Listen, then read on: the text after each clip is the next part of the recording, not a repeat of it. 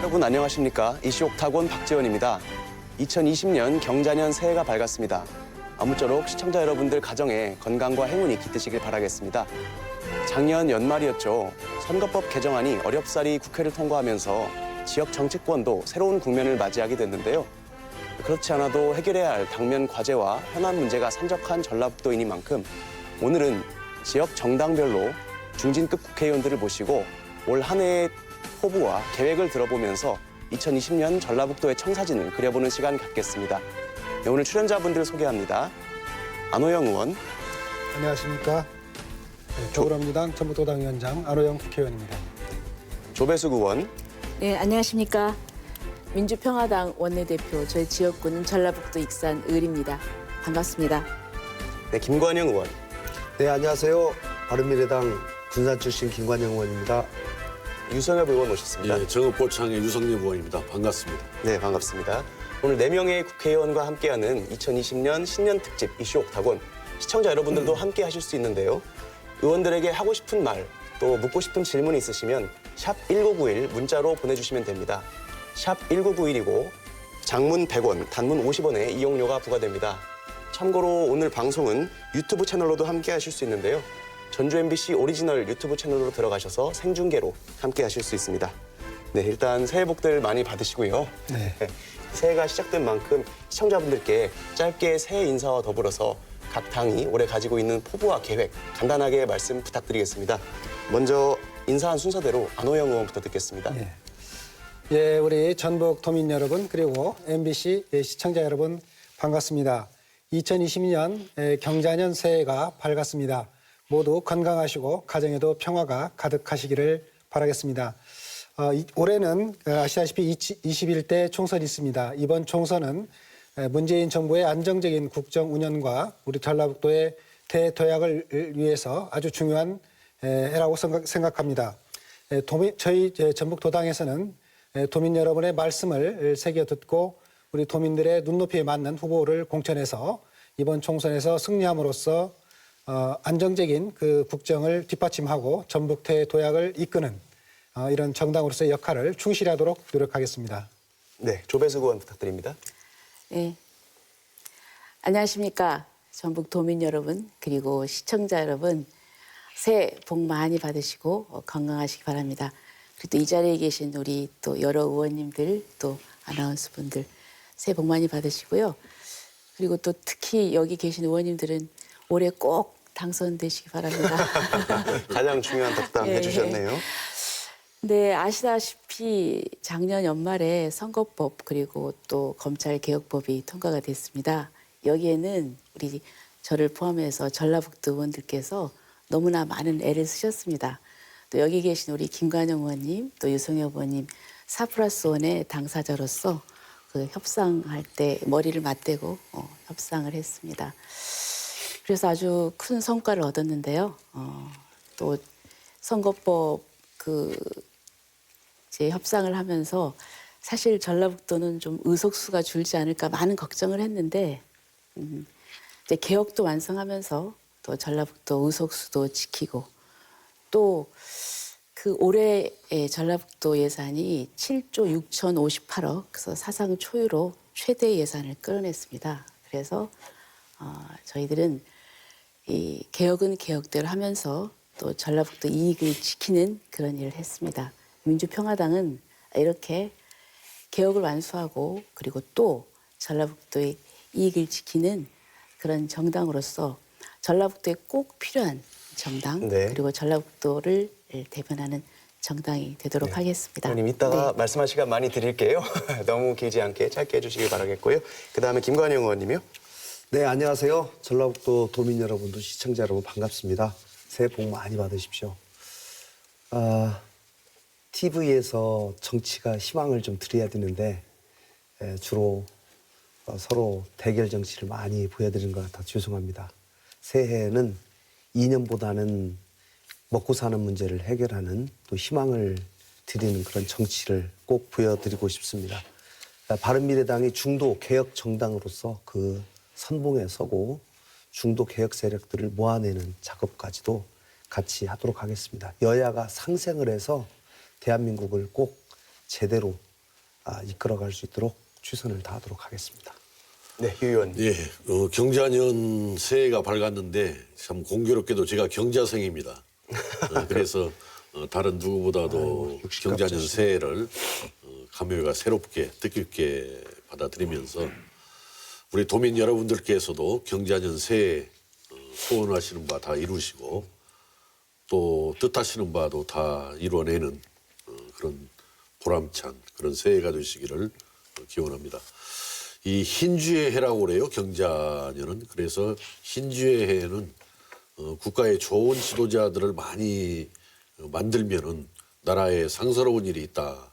이제 이런 그 이야기들이 전해져 오는데 이번 4.15 총선에서 정말 좋은 분들이 국회의원으로 또 뽑히고 또 그런 국회의원들이 협치를 통해서 대한민국의 좋은 일들을 많이 만들어 나가기를 바라고 특히 지금 현재 저희들은 대한신당을 추진 지금 마련 중에 있습니다마는 우리 대한신당은 국민들의 그 어려워지고 있는 민생 또 경제를 책임질 수 있는 그런 중도 개혁적인 그런 인사들을 규합을 해서 총선에 임하려고 합니다. 그래서 뭐 다른 당에서도 좋은 후보들 많이 당선돼야 되겠지만은 우리 대한신당의 후보들이 많이 당선이 되는 것이 나라를 유익하게 하는 일이다 이렇게 생각해서 책임감을 가지고 열심히 준비하고 노력을 하려고 합니다. 네. 시청자분들 중에 또 쥐띠생의 정치인 누가 있는지 궁금해하실 수도 있었는데 바로 여기 계셨네요. 네, 말씀하신 대로 올해는 이제 21대 총선이 치러지는 해죠. 아무래도 2022년 대선을 2년 앞두고 치러지는 선거이기 때문에 각 당마다 사활을 걸고 계실 것으로 생각이 됩니다. 그래서 각 정당의 준비 상황도 이야기를 들어볼 텐데요.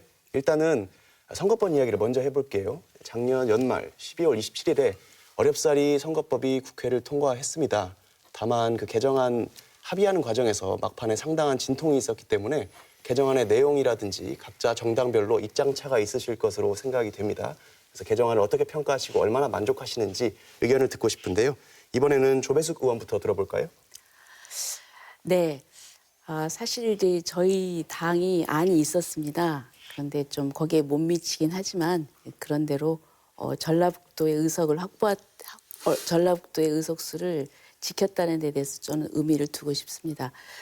먼저 이제 저희 당 안은 지역구 수는 그대로 두고 비례를 현행에서 30석을 더 늘리는 77석 이제 그 안이었는데 이제 그 민주당의 이제 소극적인 태도 때문에 안 됐고 그리고 또 그 연동형 비례대표제가 좀 퇴색이 됐습니다.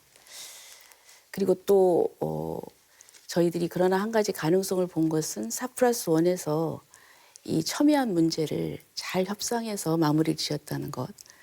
그런데 또 단점은 자유한국당이 거부하고 참여하지 않아서 이 선거법의 룰을 만드는데 자유한국당이 참여하지 않아서 좀 나쁜 선례를 만들었다는 것. 이제 그것이 좀 아쉬운 점으로 남습니다. 네. 그렇지만 이번에 저희 전라북도 입장에서 본다면 전북의 의석수를 지켰다는 데 대해서 의미를 둬야 될 것 같고 네. 그 협상 과정에 또 우리 김관영 의원님과 또 유성애 후보님께서 애써주셨는데 네, 감사하다는 말씀을 드리고 싶습니다. 네. 온전히 만족스럽지는 않지만 일단 전북의 의석수를 지켜낸 데 대해서는 감사한 마음이다라고 하셨고요. 김관영 의원님 어떻습니까? 네, 선거법 개정에 관해서 참 제가 만감이 교차합니다. 2018년 8월에 청와대에서 여야정 상설협의체에 제가 개의 요건으로 연동형 비례대표제를 대통령께서 찬성하는 것을 공개 발언하실 것을 제가 요구를 했고 그것이 이제 물꼬가 되어서 작년에 4월에 패스트트랙 거치고 12월에 최종 통과가 됐는데 선거법은 사실 저는 최상의 강행 처리보다는 최악의 합의안이 낫다라는 그런 입장을 가지고 자유한국당과 모든 국회의 구성원들이 합의를 해서 처리하는 것을 막판까지 노력을 했습니다마는 그렇게 되지 못한 점에 대해서 대단히 안타깝게 생각하고 그러나 개혁에 첫 발을 내딛었다. 연동형 요소가 최소한으로 도입이 됨으로써 그래도 30년간 양당 체제를 공고하게 하는 선거제도에서 벗어나서 민심 그대로의 표심이 조금이라도 작동할 수 있는 그런 제도를 만들었다는 데서 의미를 찾을 수가 있고 이 바뀐 선거제도 하에서 이제는 국민들께서 다양한 목소리를 국회 의석에 반영하는 그런 계기가 될 것이라고 생각합니다. 네. 유승업 의원 말씀도 드릴까요? 우리 그 정치개혁, 정치 발전을 위해서는 선거제도의 어떤 이 변화랄까 이 개선이 굉장히 중요한 것입니다. 그런데 이제 이 선거제 개혁에 임하는 두 가지 그런 뭐 가치랄까 그 기준이 있는데 이제 첫 번째는 그 정당이 득표한 만큼 비례해서 의석을 보장해 주자. 네. 그래서 비례성을 높여가는 방향으로 고쳐 나가자. 이게 이제 한 가지 첫 번째 과제이고 두 번째는 어떤 국가의 균형 발전이라든지 이런 측면에서 나날이 인구가 줄어들어가는 농산어촌 지역의 대표성을 어떻게 하면 지켜낼 것이냐. 이런 비례성과 대표성을 참 조화를 시켜나가면서 이제 선거제 개혁을 하고 또 선거제 개혁이 정치 발전을 이끌어가야 되는데 어떻든 이번에 뭐 아주 반쪽짜리 연동형에 불과하지만은 더군다나 모자까지 씌워져 있어요. 30석까지만 또 연동형 50%가 적용이 된다. 그렇지만은 어떻든 우리나라 정치 발전 또 정치 개혁을 위해서 그 연동형 비례대표제가 부분적으로라도 도입된 것은 높이 평가할 만하고 네. 또 한편으로는 앞에서 아까 조배수 의원님께서도 말씀을 하셨습니다마는 우리 전라북도가 대표적으로 인구가 줄어들어가는 지역이어서 어떻게 보면 현행 많지도 않죠. 10석 지역구.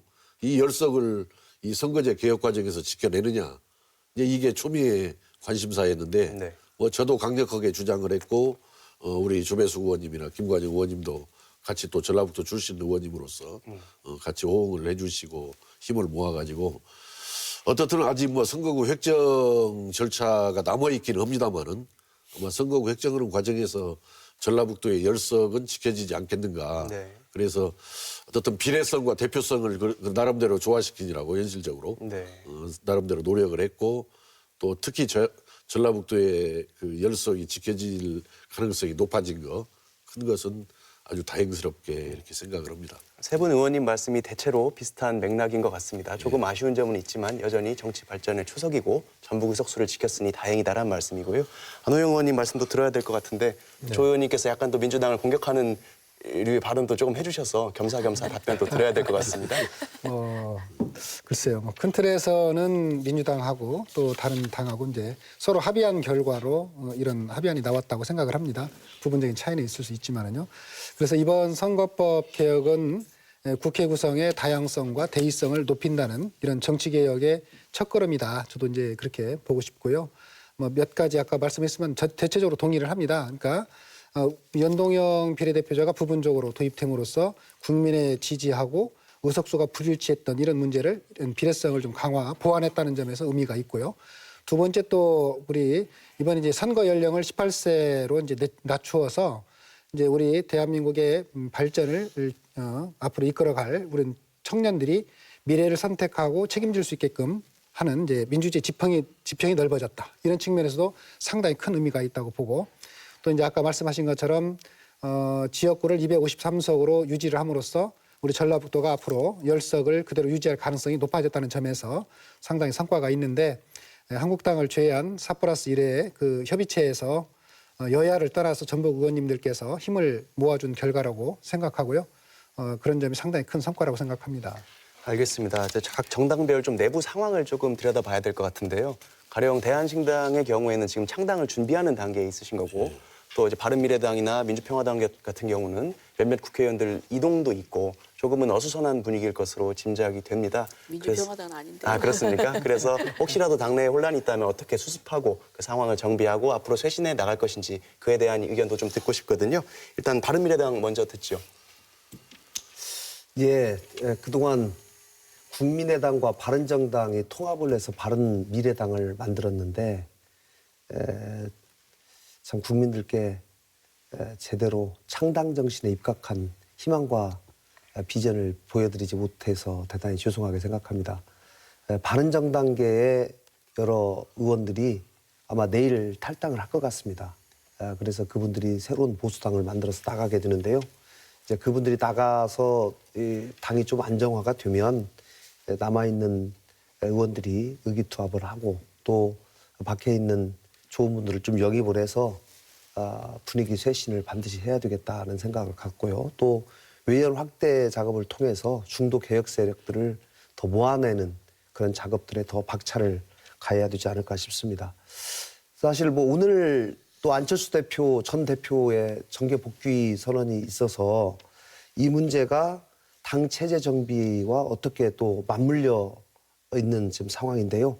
아마 조만간에 이런 문제들이 종합적으로 검토되어서 당내의 입장이 발표되지 않을까 싶습니다. 네. 어쨌든 국민의당 창당 정신을 지켜내는 모습을 보여드리지 못해 송구하지만 앞으로 지켜내겠다는 말씀이셨고요.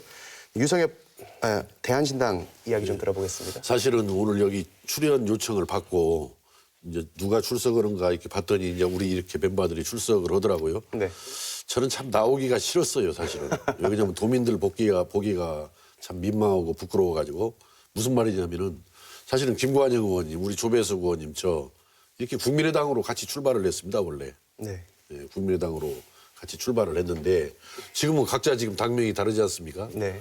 그러다 보니까 이게 이 도민들한테 참 이런 모습을 보이는 게 과연 되겠느냐. 그래서 사실은 좀 나오는데 좀 꺼려지더라고요, 사실은. 네. 그런데 아까 방금 우리 김관영 의원께서 말씀한 대로 그 바른정당과 국민의당이라는 잘못된 만남. 요새 뭐 잘못됐다라는 이야기들이 양쪽에서 다 나오더라고요. 2년 전에 결혼 잘못해가지고 고생했다는 이야기도. 그걸 아마 유승민 대표 이야기가 네. 나오던데. 그런 잘못된 만남. 또 그런 잘못된 만남이 보여준 또 잘못된 헤어짐. 분열.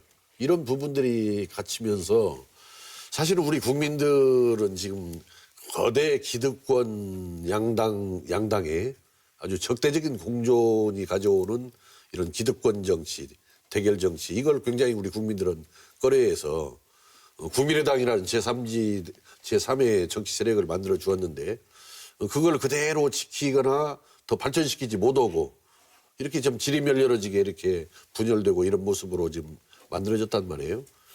그래서 여기서부터 이제 지금이 이제 총선을 얼마 남지 않았기 때문에 중요한 것은 민주당으로 가고 싶은 사람, 갈 수 있는 사람, 민주당으로 가라 이거예요. 그다음에 자유한국당으로 가고 싶은 사람, 또 자유한국당이 좋다고 생각하는 사람들은 뭐 그쪽으로 가라 이거예요. 가고 그러면 이제 나머지 그런 지금 나눠져 있는 정치 세력들이 우리 국가의 가장 지금 현안 과제가 뭐냐? 저는 뭐 단연코 경제를 살려내는 일이라고 생각합니다. 대한민국 경제를 살려내는 일에 또 그 살려내는 방법에 그 동의를 한다면은 이런 세력들이 다 뭉쳐가지고 건강한 제3세력이 돼서 대안이 돼야 된다. 네. 지금 현재 민주당도 제대로 된 모습을 못 보여주고 있거든요. 자유한국당도 저 반성하기는커녕 맨날 내지르고 발목 잡고 엉터리짓만 하고 있지 않습니까? 그러니까 민주당에 실망한 국민들 또 자유한국당에 실망한 국민들을 한 곳으로 못 꺼낼 수 있는 좀 묶어내고 보태어가는 그런 노력이 절실하다. 네. 그래서 지금 현재 제가 추진 중에 있는 그런 대한신당 그 추진위에서 뭐 우리 자체만 만들어내는 것뿐만 아니라 묶어내고 보태어나가는 그런 노력을 하려고 합니다. 알겠습니다. 뭐 어쨌든 거대 양당에 실망한 국민들의 마음을 담을 수 있는 그 당으로 쇄신하겠다는 말씀이셨고 민주평화당 아까 문제 없다고 하셨는데 조배석 의원님 어떠세요? 저희들은 이제 이미 그런 아픔을 다 이제 작년에 겪어가지고 그런데 저희들은 이제 우선 그 지금 유성엽 의원님이 말씀하신 그 큰 틀에 어떤 제3의 세력을 묶어내는 그런 것은 저희들도 필요하다고 생각합니다. 그런데 이제 그러기에는 좀 시간이 걸리기 때문에 우선 그 과제는 그 과제대로 놔두고 우리 자체적으로 또 준비하는 게 필요하다고 생각을 합니다. 네. 그래서 이제 총선 기획단을 저희들이 곧 발족을 시키려고 합니다. 그래서 저희들은 지금 사실 이 선거법 그리고 검찰개혁법 그거를 이제 처리하는 과정에서 시급한 민생 법안을 처리를 못했습니다. 이걸 보면서 정말 이 거대 양당의 그 대립이나 이런 것들이 얼만큼 소모적인가 그리고 또 국민들의 민생과는 사실은 좀 그 좀 거리가 있는 그런 다툼이거든요. 어찌 보면은. 그래서 민생이 가장 중요하다. 그래서 우선 저희들은 민생을 중요하게 생각하는 그런 정책으로 그 선거를 준비하려고 하고 있습니다. 저희들이 갑질근절대책위원회를 마련해서 한 1년 반 동안 굉장히 열심히 했고 그 저희가 성과를 총선 냈었습니다. 준비하시는 당 계획은 그 다음에 이 다음 질문으로 한번 여쭤보려고 하는데요. 괜찮으실까요? 그럴까요? 아, 예, 예. 네네네. 혹시 뭐 더불어민주당의 경우에 뭐 당내 분위기 언급하실 게 있습니까? 뭐 저희 더불어민주당에서는 작년 한 5월쯤에 총선과 관련해서는 이제 이렇게 공천 룰을 이미 확정을 했습니다. 그래서 지금은 그 룰에 따라서 그 좋은 후보를 공천하기 위한 절차에 착수를 했고, 예를 들어서 뭐 현역 의원에 대한 일정한 평가 이런 작업도 이제 완료가 되었고, 또 총선 예비 후보에 대한 검증 절차도 지금 되고 있고요. 또 좋은 인재를 또 영입하는 이런 것도 있고, 또 비례대표 후보에 대해서 이제 국민이 어떻게 심사를 할 것인지 이런 완전 개방형으로 국민이 선택할 수 있도록 하는 여러 가지 이제 이런 절차가 차질 없이 이렇게 진행이 되고 있습니다. 그래서 이런 절차를 통해서 우리 국민의 눈높이에 맞는 이런 좋은 후보들을 공천할 수 있도록 차분하게 착실하게 준비를 해나가고 있다, 이렇게 말씀드리겠습니다. 네, 좋습니다. 어떻게 보면 다음 질문에 대한 답변이랑 좀 겹치는 측면이 있는데요. 일단 이번 총선 대비해서 본격적인 선거운동 기간은 아니지만 아마 물밑 작업이랑은 치열하게 정당마다 이루어지고 있을 것으로 짐작을 하고요. 그래서 총선 준비하는 당의 계획을 여쭤보려고 했거든요. 이미 말씀하신 분도 있겠지만 다시 한번 부탁드리겠습니다. 유 의원님부터요. 우리가 뭐 총선을 준비하는 뭐 계획 입장하면은 뭐 후보를 누구를 공천하고 뭐 선거를 어떻게 치러 나갈 것이냐, 이제 이런 좀 세부적인 일에 이제 우리가 그 대상이 될 것인데, 예. 저는 그것보다도 이런 총선이라는 것은 이 국가적인 각 정당이 경쟁하면서 궁극적으로 해야 될 일은 나라를 구할 수 있느냐, 살려낼 수 있느냐, 이런 효과를 우리가 기대하는 것이거든요, 총선이라는 게.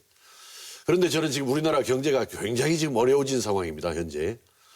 김대중 정부가 출범하면서 그 YS가 만들어 놓은 그 IMF 외환위기, 그때 많은 전문가들이 언론에서 5년 안에만 그 IMF 외환위기를 극복해도 세계는 찬사를 보낼 것이다라고 했지만은, 김대중 정부에서 딱 1년 만에 IMF 외환위기를 극복을 하고 그 첫 해 마이너스 5.5%를 포함해서 5년 동안의 연평균 5.32%라는 경이적인 경제 성장을 이룩했습니다.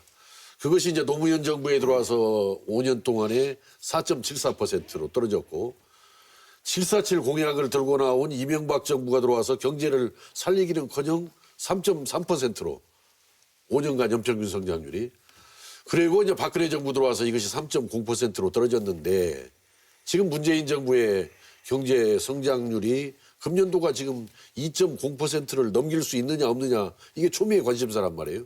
아니 작년도가 아직 이제 집계가 안 되었지만은. 그래서 이렇게 계속 무너져가는 대한민국 경제를 이번 총선을 통해서 살려냈으면 좋겠다. 그래서 우리는 어떤 인물들도 이제 잘 발굴을 하려고 합니다. 일단 호남 중심으로는 현역 중심으로 검토를 하고, 수도권에는 좀 참신한 젊은 인재들을 좀 개혁 공천을 해서 이분들이 정치 혁신을 이뤄 나가도록 하는 이런 것이 있는데, 그 문제보다도 더 중요한 것은 무너져가는 대한민국 경제를 살려낼 수 있는 정책이 뭐냐. 네.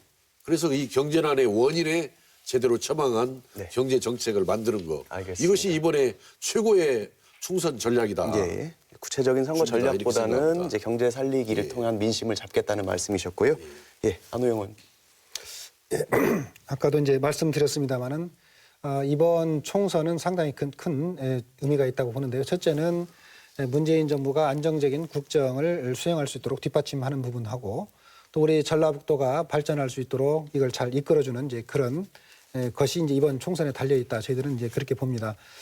사실 전라북도가 이번 문재인 정부 들어서 인사라든가 예산이라든가 또 우리 전라북도의 여러 가지 그 현안들을 추진하는 데 있어서 큰 성과가 저는 나고 있다고 봅니다. 이것은 전라북도의 친구가 되겠다고 한 문재인 대통령의 이런 그 공약을 바탕으로 한 집권 여당, 그러니까 문재인 정부의 적극적인 지원, 그리고 집권 여당이 큰 역할을 했기 때문에 이런 성과가 난다고 보고 있고요. 그래서 그 내년 총선에서도 우리 전라북도 발전을 위해서는 힘 있는 집권 여당의 역할이 정말 중요하다. 이런 점들을 좀 더 도민들께 강조를 하고 또 예측 가능한 시스템 공천을 통해서 정말 좋은 후보를 공천함으로써 내년 총선에서 이제 승리하게 되면 이걸 통해서 우리 문재인 정부가 국정을 잘 끌어가고 전라북도 발전을 견인할 수 있다. 이제 이렇게 이제 말씀을 드리고 선택을 받으려고 합니다. 네, 현 정부를 뒷받침하는 쪽으로 중점을 두겠다는 말씀이셨고요. 네, 조배숙 의원님. 네, 지금 사실 이 경제가 정말 어렵습니다.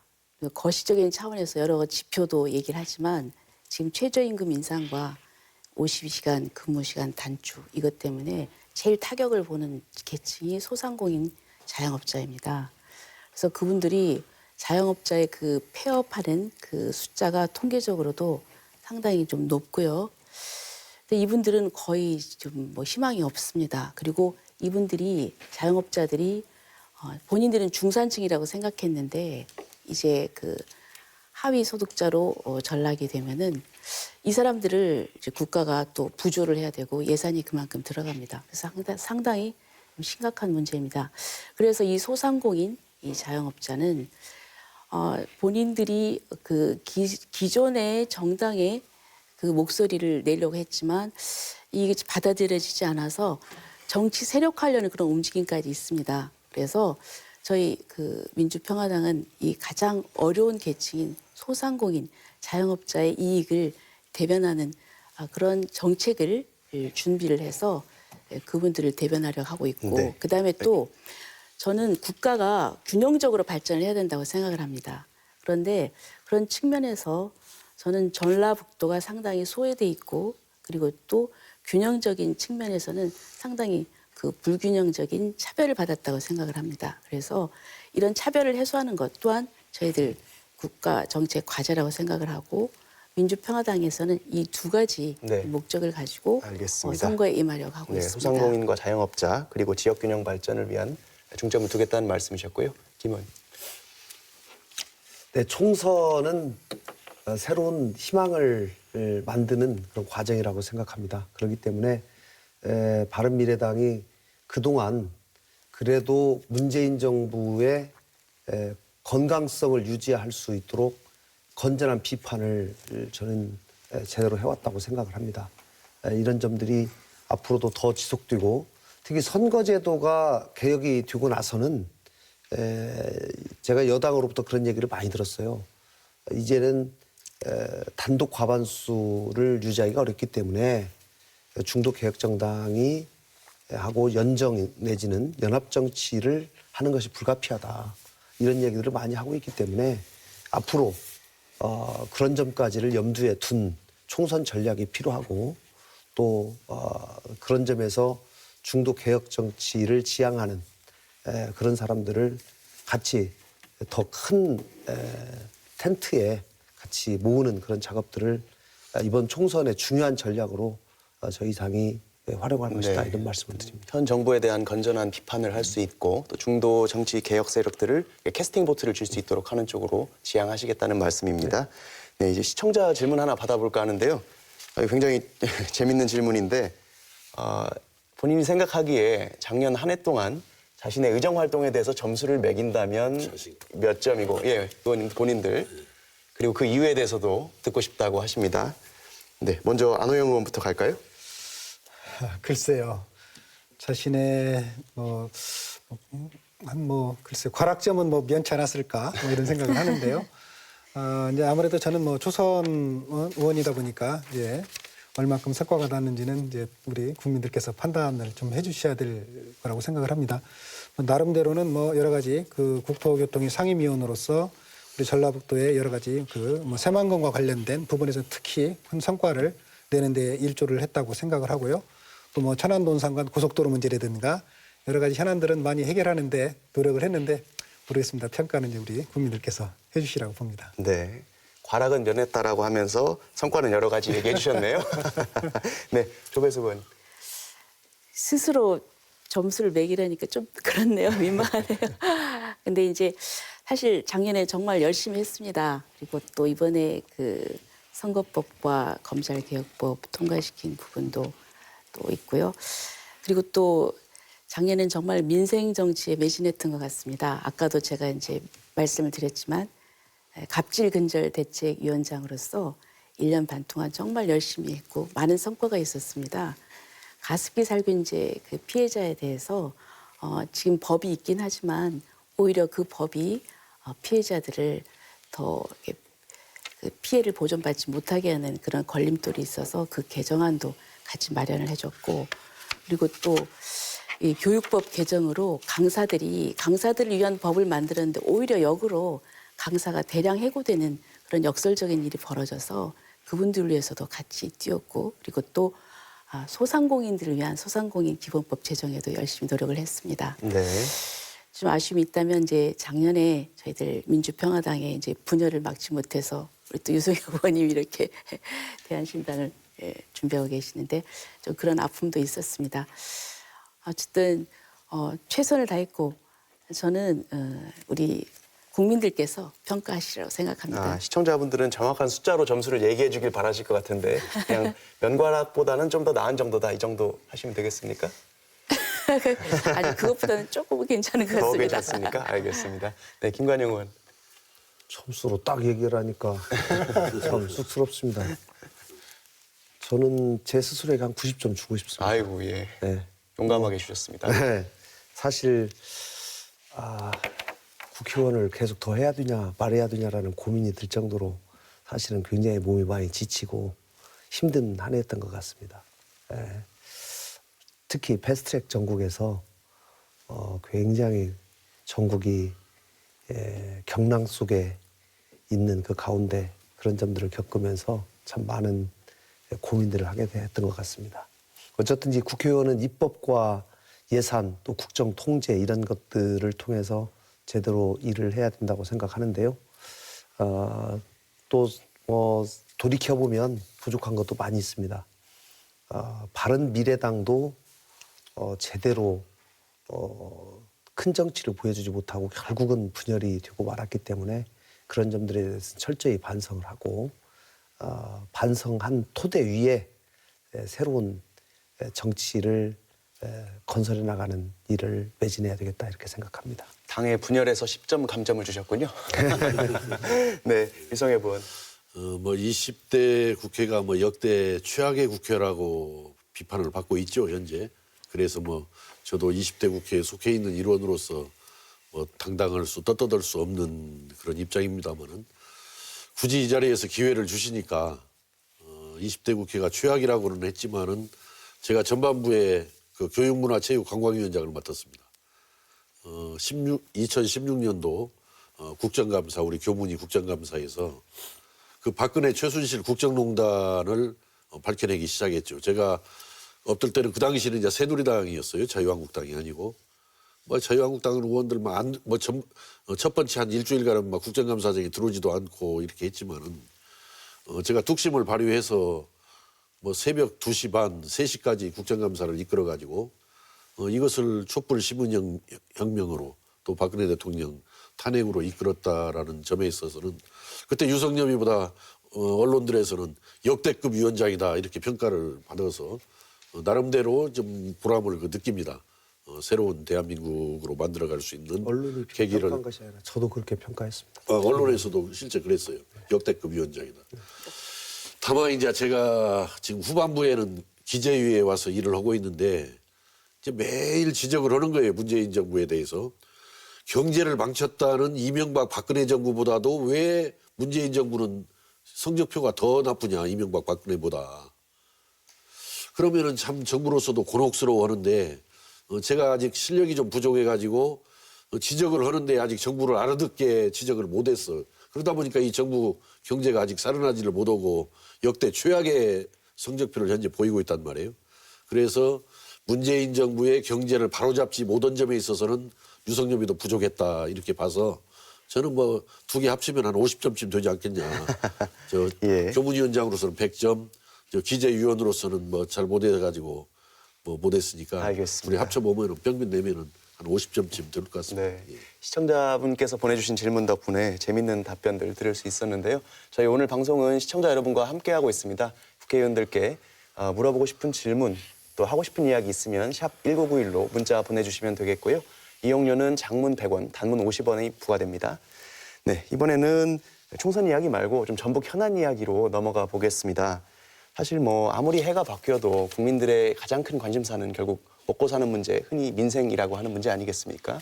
이 민생 돌보기 차원에서 각 정당별로 이렇게 추진하고 있는 정책, 비전, 지향성 어느 정도는 말씀해 주신 것 같지만 다시 한번 듣고 싶습니다. 먼저 조배숙 의원부터 들을까요? 네.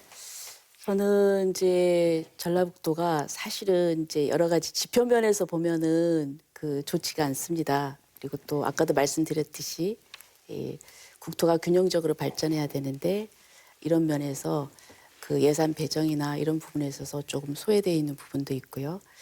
근데 이제 우리 전라북도는 가지고 있는 잠재력이 굉장히 큰데 그것은 저는 문화적인 것 그리고 또 다른 지역보다는 좀 친환경적인 그런 부분이라고 생각을 합니다.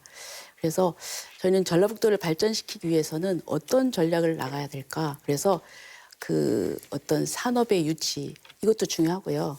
그리고 이제 새만금 이 부분을 또 지속적으로 추진을 해야 되겠고, 그리고 저는 우리 당에서는 전라북도는 이 소프트웨어적인 문화 관광의 큰 벨트를 만드는 것이 좀 중요하지 않겠나 이런 생각을 합니다. 그래서 전주하면 한옥마을이 있지 않습니까? 그리고 군산하면은 근대 문화유산이 있습니다. 그래서 저는 익산은 지금 이제 미륵사지 왕궁의 유네스코 문화재로 지정이 되면서 최근에 굉장히 방문객들이 급격히 늘었습니다. 그리고 이제 10일 날 국립박물관이 개관이 됩니다. 그래서 저는 이것을 전주, 군산, 익산을 관광 벨트로 묶어서 저는 이것을 잘 투자하면은 좀 새로운 또 우리 전라북도의 발전의 틀을 만들 수 있지 않을까 네. 이런 생각을 합니다. 네, 문화와 관광 분야에 좀 중점을 두고 싶다는 말씀이셨고요. 김관영 의원. 저도 문화관광의 중요성에 대해서 생각하고 있습니다만은 우리 조배숙 의원님께서 말씀해 주셨으니까 중복되지 않는 범위 내에서 저는 다른 제조업 얘기를 좀 하겠습니다. 네. 결국은 양질의 일자리를 얼만큼 더 늘리냐 그리고 그러기 위해서는 기업의 투자를 어떻게 유치할 것인가 이것이 저는 대단히 중요하다고 생각합니다. 특히 제조업이 주로 몰려있는 군산 산업단지, 새만금 산업단지 이쪽에 GM 공장이 문 닫고 조선소가 문 닫고 그 이후에 굉장히 일자리가 많이 줄어들었습니다. 그 여파가 군산을 넘어서 익산까지도 영향을 미치고 많은 일자리들이 감소가 이루어졌는데요. 결국은 이것을 극복하기 위해서는 우리 군산과 익산 또 현지에 맞는 이런 산업들, 기업들을 유치를 많이 해야 되는데 결국은 그 사람들이 여기 와서 돈을 벌 수 있는 여건을 만들어주는 것이 가장 중요하다고 생각합니다. 다행히 새만금의 장기 임대용지, 그동안 외국인에 대해서만 분양가의 1%를 내고 100년간 임대할 수 있도록 되어 있던 것을 제가 재작년에 법을 고쳐서 내국 기업도 가능하게끔 바꿨습니다. 그리고 국가 예산을 들여서 지금 30만 평의 장기 임대용지를 조성을 한 결과 지금 기업들이 60만 평을 쓰겠다고 지금 신청을 했어요.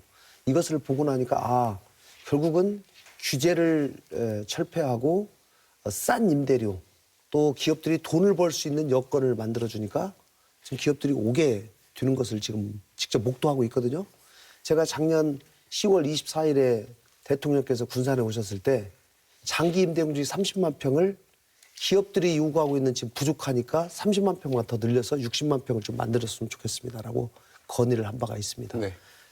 올해 예산에 당초에 예정되었던 10만 평에 더하여서 5만 평이 더 증가되는 성과가 있었습니다만 앞으로 그 부분을 더 늘려나가는 그런 네. 노력들이 꼭 필요하다 이렇게 생각합니다. 규제를 완화해서 제조기업을 유치하고 투자를 활성화를 시키겠다 이런 말씀이셨고요.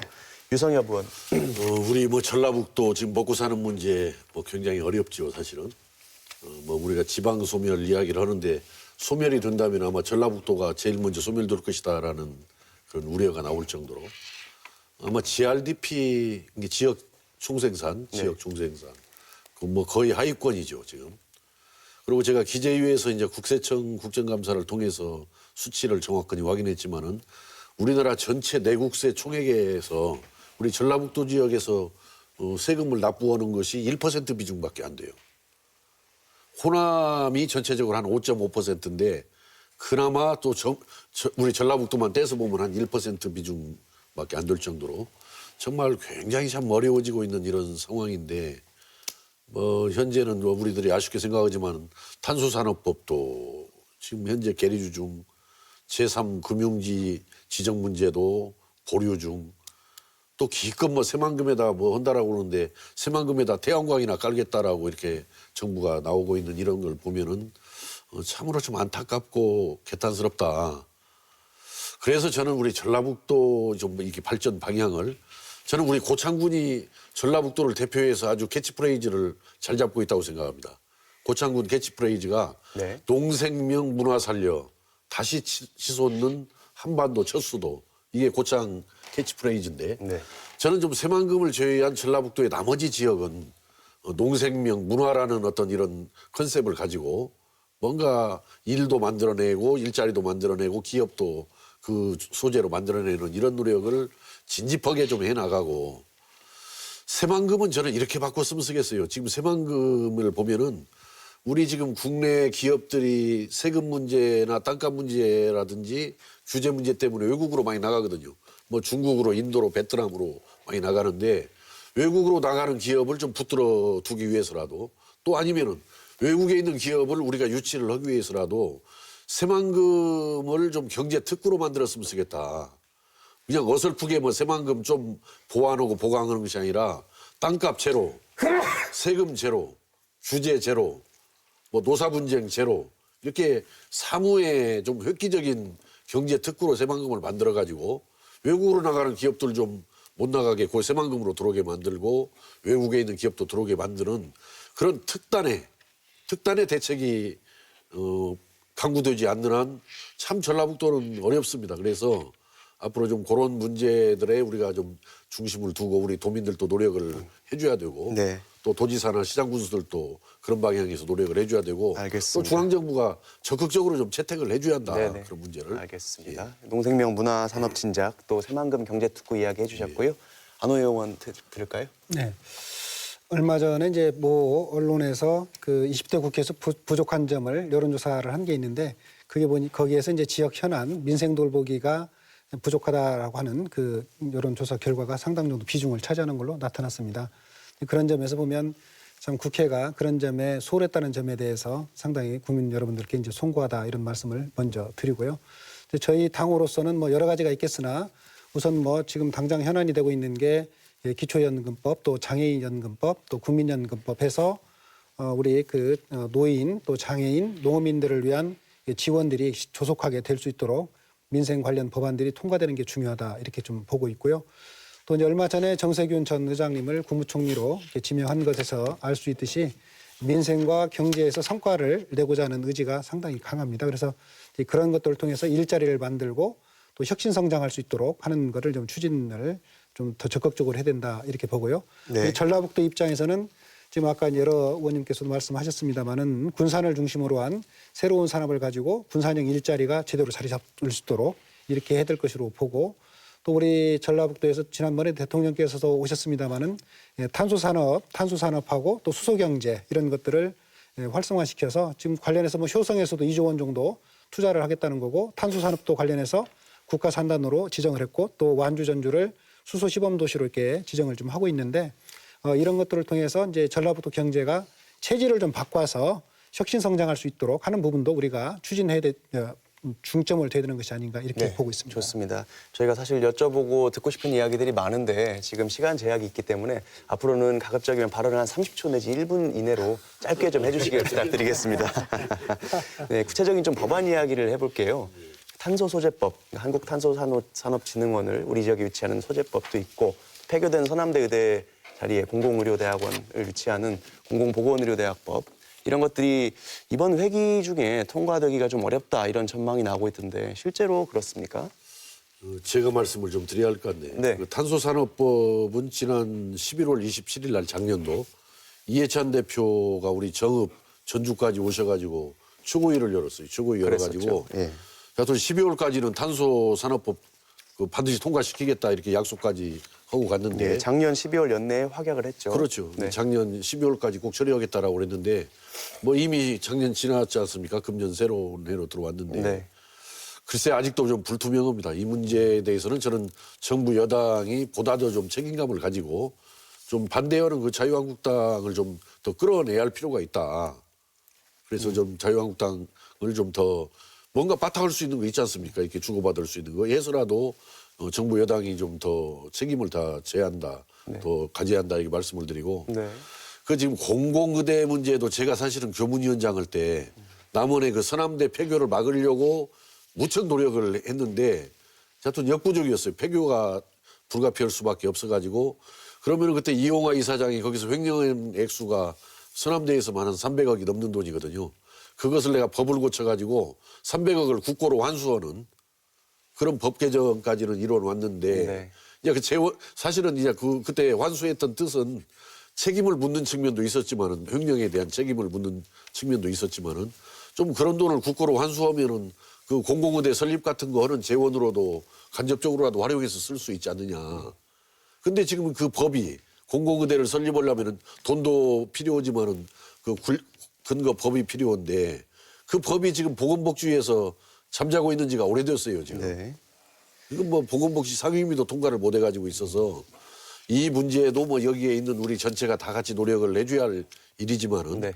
그래도 힘을 주고 있는 것은 대통령과 정부 여당입니다. 그래서 정부 여당이 이 문제에도 보다 좀 적극성을 띄어야 된다, 발휘를 해야 된다. 이렇게 알겠습니다. 말씀을 일단은 드립니다. 여당이 자유한국당 의원들을 설득하는데 노력이 부족했다, 의지가 부족했다 이런 지적에 대해서는 어떻게 평가하시나요? 예, 우선은 그 아까 그 탄소소재법 관련해서는 연내 처리를 할 수 있도록 노력을 하겠다고 했는데 아시다시피 지금 선거법 문제 또 검찰 개혁을 위한 공수처법 문제라든가 이런 문제 때문에 한국당이 계속 국회를 보이콧하고 반발하는 바람에 그렇게 되지 못했다는 점에서 잘 아실 거라고 생각하고요. 향후에 이제 어떻게든 뭐 그 임시국회가 열리게 되면 최대한도로 정부나 혹은 한국당을 설득해서 그것이 추진될 수 있도록 그런 노력을 아마 기울일 것으로 당연히 기울여야 된다고 생각을 합니다. 그리고 이제 그 서남대의 폐교 부지를 활용한 국립공공의료 대학에 관련된 법에 대해서도 실제로 그 한국당 의원 쪽에서 의원님들이 상당히 좀 반발이 그때 좀 컸었는데요. 적극적으로 이제 뭐 향후에 국회가 열리면 적극적으로 한국당의 한국당 의원님들을 좀 설득해서 추진될 수 있도록 노력을 해야 된다고 봅니다. 그렇게 할 것입니다. 예. 근데 제가 좀 한 가지 말씀드리고 싶은 건 좀 한 가지 아쉬운 것은요. 탄소 소재법 같은 경우는 상임위에서 반대가 있었는데 제가 그 상임위 소관이었기 때문에 제가 잘 알거든요. 그 어렵게 해가지고 상임위를 통과를 했어요. 탄소 소재법. 그 탄소산업진흥원을 이제 기관을 두는 건데요. 근데 이제 해당 상임위에서는 오케이를 했는데 법사위에 넘어가가지고 그때 그 여당 간사인 송기현 의원이 반대를 해가지고 이게 딜레이 돼서 이렇게 일이 꼬이게 된 거예요. 그러니까 아쉬운 것은 그때 좀 민주당 의원이 좀 적극적으로 해서 했으면 이게 잘 통과가 됐을 텐데 하는 좀 그런 그 아쉬움이 남습니다. 혹시 오해가 있으니까 제가 잠깐 한 말씀 죄송합니다만은. 제가 이제 그 국회 속기록을 확인을 했는데요. 사실은 이제 그게 반대가 된 거는 그 산자부는 찬성을 했고 기재부 쪽에서 조금 반대하는 기재부가 반대를 해서 정부 부처 간에 이견이 있었고요. 송기현 의원은 반대한 것이 아니고 정부 부처 간에 이견을 조정해 갖고 왔으면 좋겠다. 이런 취지의 의견을 냈는데 그 당시에 이제 아마 김도읍 그 법안 소위 아마 심사위원장께서 그래서 이 기간을 다시 좀 더 논의했으면 좋겠다. 연기를 한 취지여서 좀 반대했다는 취지는 조금 다른 것 같습니다. 기재부에서 R&D 관련한 연구 집행기관들을 축소를 하는 상황이고 몇 가지를 계속 묶어내는데 탄소 산업만 별도로 따로 떼가지고 하나 별도로 만드는 거는 전체적인 추세와 역행한다 이제 이런 취지로 지금 반대를 하고 있어요. 그렇군요. 예, 네. 그런데 정부 이제 기재부를 설득시키는 것은 그야말로 당정 협의를 통해서 여당이 또 해야 될 몫이기 네. 때문에 이 부분은 이해찬 대표께서 또 말씀을 하셨기 때문에 좀 더 적극적인 의지를 가지고 네. 기재부도 설득하고 또 다른 의원님도 설득한다면 저는 충분히 가능성이 있다 생각합니다. 뭐 어쨌든 문재인 대통령이 여기를 탄소산업의 메카로 만들겠다라고 공약까지 공공연하게 하신 마당에 조금 도민들로서는 아쉬움을 느낄 수밖에 없는 것 같습니다. 작년 한 해 사실 가장 힘들었던 지역 중에 하나가 또 군산 아니겠습니까? 네. 또 군산 지역의 현재 상황 또 앞으로의 비전도 들어보지 않을 수가 없는데요. 네, 2017년도 GM 공장이 문 닫고 산업 위기 지역으로 지정이 됐어요. 네. 그리고 나서 정말 긴 터널을 지나고 있는 느낌입니다.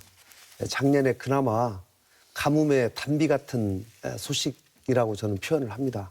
그나마 폐쇄가 됐던 한국 GM 공장에 전기자동차 공장을 유치하려는 업체가 나타나서 그 땅을 30만 평을 인수를 하고 지금 안에 시설을 전기자동차를 생산하기 위한 용도로 바꾸는 시설로 바꾸는 그런 일들을 하고 있습니다.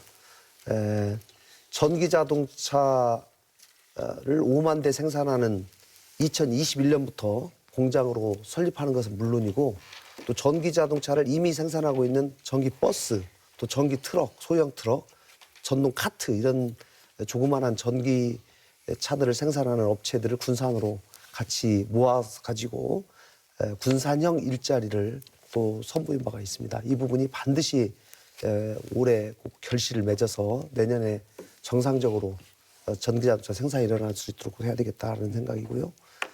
아까 제가 잠시 말씀드렸습니다만 새만금 장기 임대 용지가 2018년에 10만 평, 19년에 10만 평, 20년에 10만 평, 3개년에 걸쳐서 30만 평 조성하게 되어 있는데 이 부분도 늘려서 앞으로 장기 임대 용지에 대한 수요를 제대로 충족하는 그런 방법을 세운다면 다시 경제가 일어나는데 좀 전기가 되지 않을까 싶습니다. 네. 예, 거기서 또 말씀드리고 싶은 것은 이제 GM 공장은 군산에 있지만 GM 공장이 타격을 받음으로써 그 협력 업체는 익산에 23군데나 됩니다. 그래서 군산이 지금 어려움을 당하면 익산도 똑같이 어려움을 당하고 그런데 산업 위기 지역은 군산만 지정이 돼서 사실은 저희가 또 인구가 군산도 감소했지만 익산은 더 그것 때문에 감소를 했습니다. 그래서 좀 이런 부분도 같이 좀 배려가 됐으면 좋겠다는 생각을 하고 있고요. 그리고 참 새만금과 관련해서는 새만금 아까 제가 국가적으로 예산이 좀 차별적이다 이런 부분이 뭐냐면 새만금 신앙이 그 배우 단지를 전부 다 민자 예산으로 하기로 맨 처음에 계획이 됐었어요. 그런데 그것을 우리 당의 박주원 의원이 지적을 해서 보면은 보령 신앙과 목포 신앙과 그리고 포항 영일만 신앙은 배우 단지가 그 전부 다 그 재정 사업으로 돼 있습니다. 항만공사가 아닌데도 그러니까 이제 여기는 그 국가 그 사업이기 때문에 전부 다 재정으로 해줘야 되는데 그걸 민자로 하니 이게 어느 세월에 됩니까? 그래서 저는 정말 새만금과 관련해서 저는 그 국가가 정부가 재정을 투여하는 데 있어서 저는 좀 그 부분에서 너무 소홀하다는 생각이 듭니다. 그래서 그것을 저희가 발견을 해서 지적을 하니까 그게 얼마냐면 8천억이거든요. 네. 근데 8천억을 그냥 민자로 하라는 건데 사실은 국가 예산으로 재정을 하게 돼 있는 거거든요. 그래서 그런 부분에 있어서 저희들이 굉장히 예. 그 좀 이건 차별이다 하고 저희들이 굉장히 좀 그 분노하고 좀 비판을 했던 알겠습니다. 것이었습니다. 일단 새만금 사업도 조속히 좀 추진이 돼서 군산, 익산 쪽 경제 활성화에 도움이 됐으면 좋겠고 아까 김관영 의원님 말씀하신 대로 여러 가지 정책들 실효성 있게 실행이 돼가지고 군산 지역 경제 다시 살아나기를 바라는 마음입니다. 일단 끝내야 할 시간인데요. 혹시 짧게 가능하실까요? 네, 새만금 사업에 관해서는 기존에 이 문재인 정부 이전의 정권에서 상당 정도 이렇게 말하자면 차별적인 이런 그 계획들이 있었는데 문재인 정부 들어서 그래도 그런 것들이 많이 바뀌고 속도가 나고 예산도 많이 투여되고 속도가 많이 나고 있다. 이런 점들은 분명히 사실이니까요. 네. 확인해 보시면 좋을 것 같습니다. 알겠습니다. 네, 오늘 저희가 더 말씀 많이 듣고 싶지만 시간 제약 때문에 이 정도로 마무리해야 될 것 같고요. 마지막으로 꼭 하시고 싶은데 못하신 말씀 30초씩만 듣겠습니다. 네, 이번에 김관영 의원 먼저 듣겠습니다. 네, 힘든 민생 문제 꼭 해결하는데 정치권이 무엇보다도 하나가 되도록 하겠습니다. 앞으로 전라북도의 경제 회복을 위해서 정치권이 더욱더 단합하는 모습을 보여드리고 우리 도민들께 희망을 보이도록 더 열심히 노력하겠습니다. 네, 유성일 의원. 정읍 고창을 중심으로 해서 전라북도에서 대규모로 일어났던 그 갑오 동학 농민혁명 참 금년 초에 그 국가기념일이 지정이 됐고 5월 11일 날 국가기념식을 광화문에서 가졌습니다. 그 말은 우리 전라북도가 굉장히 현재 왜소하고 위축되어 가고 있지만은 한때 이 나라의 자주와 독립, 민주화를 이끌었던 원동력이 바로 우리 고장 전라북도에서 동학 농민혁명이 일어났습니다. 그래서 그런 자부심, 자긍심을 좀 가지고 우리 어려움을 좀 우리가 극복해서 떨쳐내고 좀 나갔으면 좋겠다. 그래서 도민 여러분들께서 좀 힘내시고 한번 분발하자라고 호소를 드립니다. 저도 노력하겠습니다. 좋습니다. 안호영 의원. 네. 전라북도가 여러 가지로 어렵습니다. 이번 총선에서 더불어민주당은 우리 전북 도민들의 그 기대와 그 기대에 부응해서 문재인 정부가 안정적으로 국정을 운영하고 또 우리 전라북도가 발전할 수 있도록 집권 여당으로서 적극적인 역할을 할 수 있도록 최선의 노력을 다하겠습니다. 네. 네. 과거에는 전라북도는 거의 일당이 다 휩쓸었었습니다. 그러나 지금은 좀 다른 상황이고 이렇게 또 서로 견제와 균형을 하면서 전라북도가 더 발전할 수 있다고 생각합니다. 그래서 저희들은 건전한 야당이 있어야 된다고 생각합니다. 그래야만 그 집권당인 민주당도 더 일을 잘할 수가 있고 그리고 또 전라북도를 위해서는 서로 도민들을 놓고 정책으로 경쟁하는 게 중요하다고 생각합니다. 그런 의미에서 저희들 민주평화당은 야당으로서 역할을 잘하겠다. 그리고 그러나 개혁에는 같이 또 힘을 합쳐서 하고 총선에서는 이런 그 전라북도 발전을 위한 경쟁을 하겠다는 그런 말씀을 드립니다. 네. 오늘 전라북도 내 4명 중진급 국회의원들 모시고 21대 총선 그리고 전북의 현안들 들어보는 시간 가졌습니다. 아무쪼록 오늘 나눈 이야기들이 전북 발전과 또 민생 문제 해결에 마중물이 되기를 바라면서 이슈 옥타곤 신년 특집 2020 전북을 바라다 오늘 여기서 마치도록 하겠습니다. 함께해 주신 여러분 모두 고맙습니다.